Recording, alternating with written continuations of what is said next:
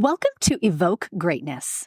We are officially entering year 3 of this podcast, and I am filled with so much gratitude for each and every one of you who've joined me on this incredible journey of growth and self-discovery. I'm Sunny, your host and fellow traveler on this path of personal evolution. This podcast is a sanctuary for the curious, the ambitious, and the introspective. It's for those of you who, like me, are captivated by the champion mindset and driven by an insatiable hunger for growth and knowledge. Whether you're just beginning your journey or you're well along your path, you're going to find stories here that resonate with your experiences and aspirations. Over the last 2 years, we've shared countless stories of triumph and challenge, of resilience and transformation. We've laughed, we've reflected, and we've grown together. And as we've evolved, so too has this podcast. Remember, no matter what chapter you're on in your own story, you belong here. This community we've built together is a place of support, inspiration, and shared growth. Where intention goes, energy flows, and the energy you bring to this space elevates us all. So whether you're listening while commuting, working out, or enjoying your morning coffee, perhaps from one of those motivational mugs I'm so fond of, know that you're a part of something special. Thank you for being here. Thank you for your curiosity, your openness, and your commitment to personal growth. As we embark on year 3, I invite you to lean in, to listen deeply, and to let these stories resonate with your soul. I believe that a rising tide raises all ships, and I invite you along in this journey to evoke greatness.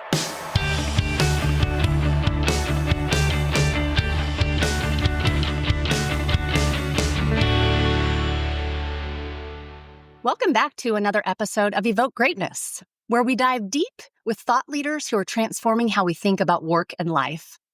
I'm thrilled to introduce today's guest, Peggy Sullivan, a renowned expert on combating what she calls time poverty through her revolutionary busy busting process. In October of 2024, Peggy delivered a powerful TEDx talk at Walden Pond titled, "Eliminating Time Poverty by Doing Less." Her message strikes at the heart of modern workplace culture. Eat, work, sleep, repeat. It's a silent addiction keeping both individuals and organizations from reaching their full potential. Peggy's groundbreaking research reveals that a staggering 78% of people feel trapped on this hamster wheel of busyness. And as the author of Beyond Busyness, How to Achieve More by Doing Less, she offers data-driven, actionable solutions to break free from the busyness traps and reclaim balance without sacrificing performance. Her insights have been featured in leading publications, including Time, Forbes, Entrepreneur, and Bloomberg.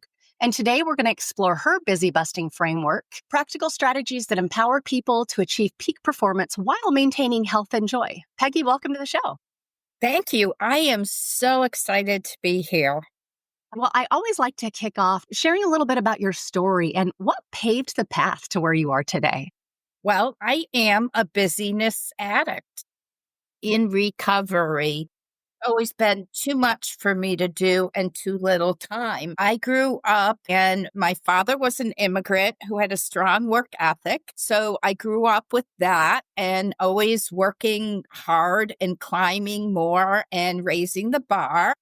And I did that most of my life. And in corporate America, I worked for amazing organizations that had thousands of people reporting to me. And it was really great. But I reached a point where I had a Post-it note on my table reminding me what city and what time zone I was in.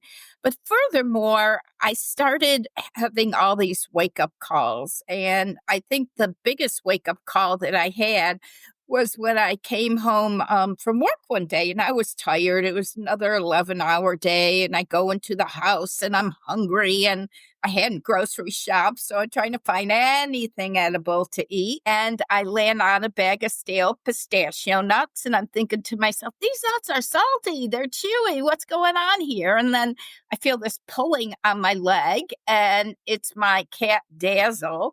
And he's basically like, I haven't eaten 10 hours either. So I throw some kibbles into his dish and I fell asleep on the couch and I woke up a couple of hours later to this gagging noise. And I looked up and it was my cat Dazzle throwing up pistachio nuts. And I looked down and I realized I had remnants of pet food in my hand.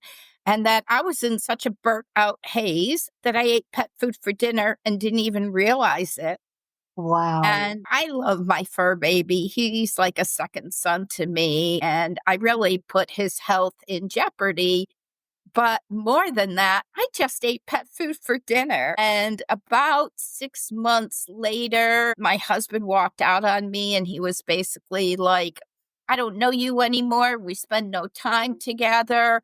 There's just no point in continuing our marriage. And then I had a stress related heart attack and I ended up missing out on a promotion that I worked really hard on because I was in rehab. And it just got me thinking, this busyness is controlling me and I'm not controlling it. And so I got really passionate about this whole concept of busyness. And I'm a research geek. So I did a tremendous amount of research to understand busyness. And what I learned was a lot of data surrounding it where we think busy is better. It's a status symbol, it's a sign of success. The honest facts, reality, the data, all studies show that busyness is not good. It deteriorates your productivity, it increases the amount of mistakes you make, your ability to connect humanly. It destroys your health. You end up cutting out things in your life you love and whatever. And so I started thinking to myself, why am I so busy all the time? Why am I doing this? I'm looking at the data and yet I can't help myself. It's always like one more thing, check that box. And so I what I learned was that busyness is an addiction and that we get a dopamine shot every time we get something done. So we want to do it over and over and over again. So I was like, I'm not living my best life. I could be more productive, healthier, happier. I got to figure this thing out. And at first it was just all about me and how I was going to, get to it. And I started doing some market research and I started testing out different processes. And I finally got something that worked really well for me. And then organizations and companies and individuals would come to me and say, what has changed in your life? You look 10 years younger. No, you're doing great in your career. Your relationships are thriving. You're smiling all the time. And that's when I decided that I wanted to share this process that I had spent 8 years speaking about, consulting about, teaching, that I really wanted to share it with the world because it worked.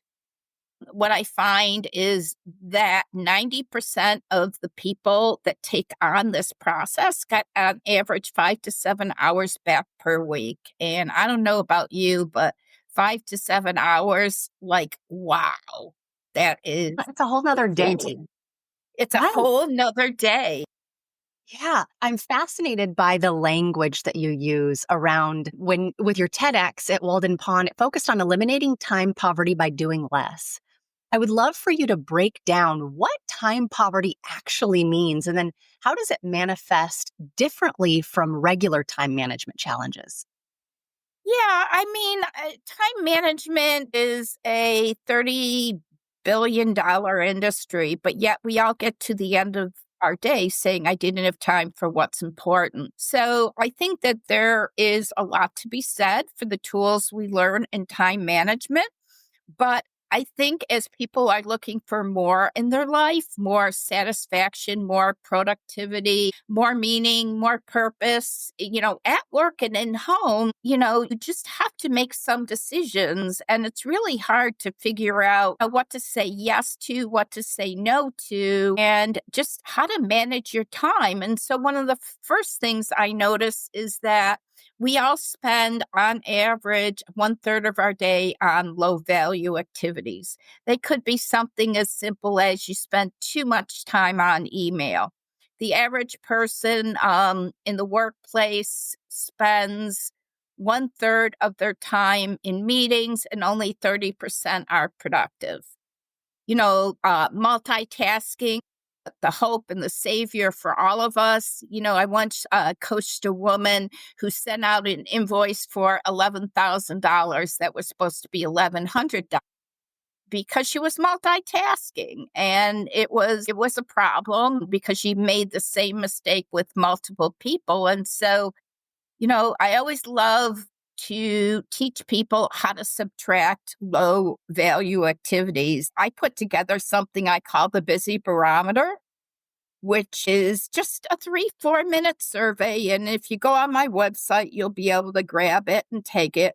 But it'll ask you a bunch of questions about your work habits, your health habits, your communication habits. And it will tell you what your lowest value activities are and make some suggestions on how to change them. And I'm a big believer that there's always find the way. People always tell me, "Oh, I got to go to meetings." And I'm like, "Actually, you don't." And here's what you can do to not fill your day with meetings. So at 5 o'clock, you're like, "Okay, time to roll up my sleeves and do my real work." There's always a way. And so the first step in the busy busting process is subtracting low value activities. And that's important. So you make room for what is important and what you value. And it can be as simple as changing one or two habits. I once coached this gentleman who managed 7,400 employees, and he had an open door policy. And so people were always knocking on his door and always sending him emails. And he had no time to be strategic, no time to manage his managers. It was just really hard. And so what I said to him, what would happen if you had a town hall meeting, a virtual town hall meeting where people could ask questions and you dedicated 30 minutes once a week to that? Let's try that. Would that cut down all the email that you're getting and all the knocking on your door? And oh, by the way, tell your employees, I'd love to hear from you. If it's really important, pick up the phone and or please don't CC the world just to cover your butt. And so he ended up actually eliminating. He used to get on average 750, 800 emails a day, and he eliminated them and got it down to like 56 emails a day. And so he was like, "There's no way, I can't do this. I can't cut down on looking at email." And I'm like, there is always a way. Yeah, absolutely. Well, that resonates in a couple of different ways, but it deeply resonates around my line of work, which is taking care of people at the end of their life in hospice care. And as a ton of research has been done over the years, when people look back, their deepest regret at the end of life is not that they didn't spend more time in the office or spend time doing those things that were occupying their schedule with no real purpose. They feel like they didn't spend their time doing the really meaningful things with the people that mean the most to them. So that, it deeply resonates with my heart and my line of work. But I think those are questions that we should ask ourselves way earlier in life and not wait until when we're in our final chapter to look back on that. Yeah, I mean, I do workplace research every year, and the workplace research that I just concluded, which was from 2024, basically said that 94% of the population is over the top busy, wants to be less busy, but they are clueless on how and how to add more meaning and value to their life. And that's why I've always been really, really focused on, making sure that people know the data. And then there's an actionable process that they can do. Micro steps, not major steps, micro steps. One of my customers, Sally, she always complained she didn't have time for self-care. And she was a single mother with, three children, all under 12. She was a vice president of an international bank, and she had no time for self-care. And one day she just had a meltdown. She was just so tired and so exhausted. She just tripped over laundry that had been sitting there for weeks and laid there. And her daughter called me up, kind of concerned about her mom. She says, "Mom won't even open her eyes." So I get over there. And she tells me, she's really depressed, no time for self-care. And I'm like, okay, let's start small. can you give me 5 minutes tomorrow morning? 5 minutes. That's it. 5 minutes. She says, yes, I can. I said, your day starts with your kids waking you up, jumping on the bed, asking for breakfast, putting their clothes out for school. I said, what would happen if you got up 5 minutes earlier, had a cup of coffee, you live in Florida, feel the sun on your face? She says, I can do that. So she tried that and she felt that her mornings were a lot less stressful. So when she got to work, she was like, yeah, it worked until I got to work. And then work was just chaotic and there was too much going on there. And so I asked her about breaks and lunch, and she took no breaks during the day and no lunch. And she had told me she makes sandwiches and lunches for her kids and she doesn't have time to grab lunch for herself. And I'm like, well, make a PBJs for yourself and go outside, feel that sun on your face and take a 10-minute lunch. Doesn't have to be much. So all of a sudden she's up to 15 minutes a day. That's 15 minutes. And she's already starting to feel better. So then I check in with her a couple of weeks later and I'm like, so what's going on? She says, everything's great, but I'm not sleeping. I'm like, well, what do you do at night? And she says, well, I do my things to-do list and I try to organize it. And I'm like, well, how big is your things to-do list? She says, oh, it's usually 10 to 15 things done. And I said, well, how do you feel when you look at it? Overwhelmed, stressed, like I'm never going to get it done. And you're wondering why you're not sleeping. Why don't you change that habit and instead, start a journal, take a hot bath, be grateful, count your blessings, do something different. And so I love that story because she ended up carving out 20 minutes a day, but she became a better mother. Her metrics at work improved greatly. She was healthier. She was happy. And it's these micro step things that we do that just make such a difference. I love that you share that because that feel is the overwhelm. It just feels so big and like so much. And when you can look at that and say, okay, how can I distill this into smaller micro steps so that it feels like something, like I can actually take some action, even if they're baby steps, and then they feel the impact. From a small output of action, they actually get a bigger feeling of impact. And so I love that you break that down into start small, start with the baby steps, the Yeah. micro I'm a micro stepper. Yeah. I love to do hard things, and the only way I can do hard things is when I do them in a micro step fashion. And I think that's really important. And and step 2 in the busy busting process is dealing with this busyness as an addiction because we're all addicted to getting stuff done.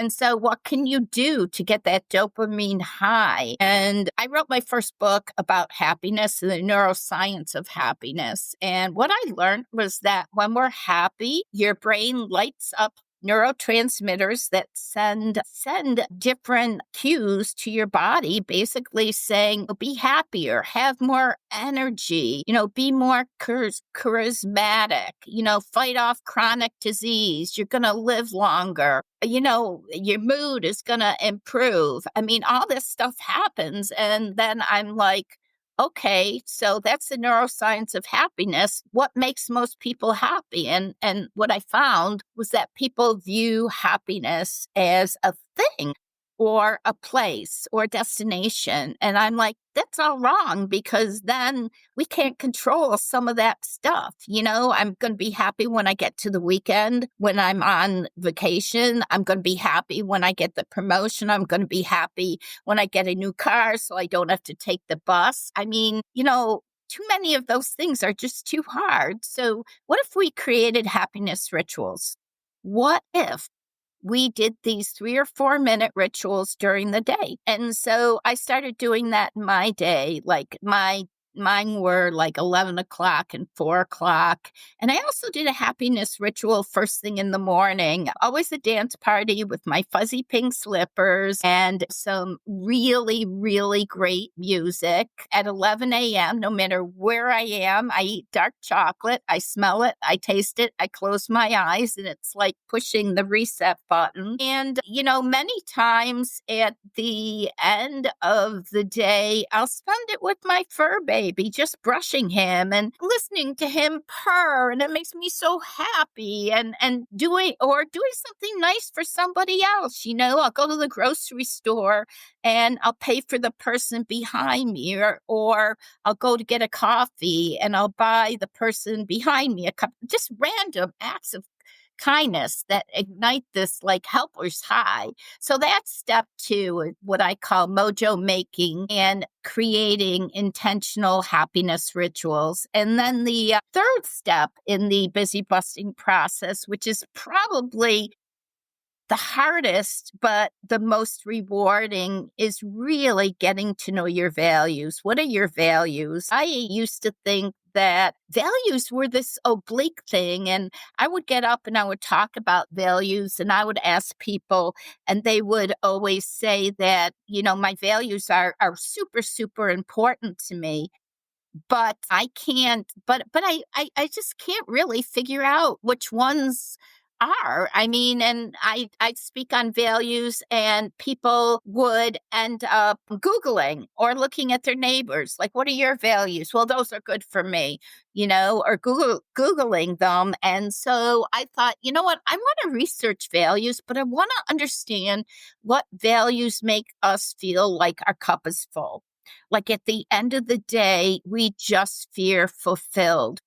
So I researched about 20,000 people and asked them, over a course of six months, what values make you feel like you lived a great day? And what I learned is that there were 4 of them. Well, that's a wrap for part 1 of Time Poverty, Achieve More by Doing Less with Peggy Sullivan.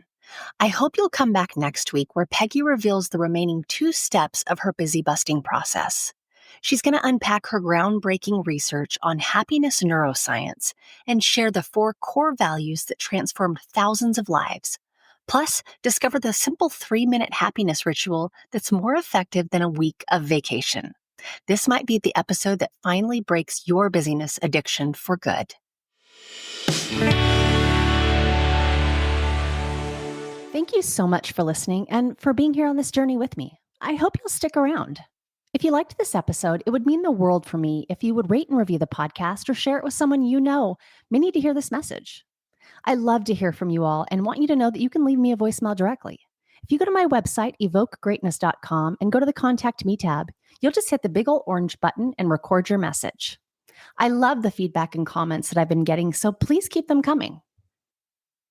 I'll leave you with the wise words of author Robin Sharma. Greatness comes by doing a few small and smart things each and every day. It comes from taking little steps consistently. It comes from making a few small chips against everything in your professional and personal life that is ordinary, so that a day eventually arrives when all that's left is the extraordinary.